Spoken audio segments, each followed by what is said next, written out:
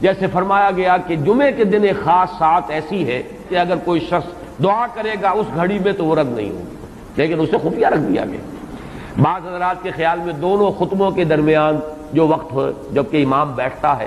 یہ وقفہ ہے وہ خاص ساعت، بعض حضرات کے نزدیک وہ نماز کے ادا ہونے سے لے کر عصر تک کا وقفہ ہے۔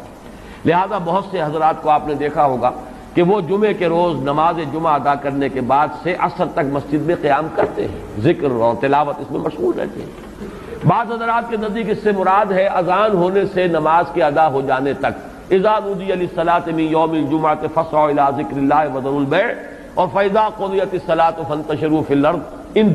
دونوں کے مابین جو وقت ہے وہ گویا کہ اس کا، لیکن اس کو بھی مخفی رکھ دیا گیا کہ عظمت والی چیزوں کو اللہ نے چھپایا ہے، اسے مخفی رکھا ہے، اسی میں اس کو بھی شامل کر لیجئے کہ ایک گھڑی ہے جمعے کے دن، ایک وقت ہے، ایک ساعت ہے، اس میں جو دعا کی جائے قبول ہو جائے گی۔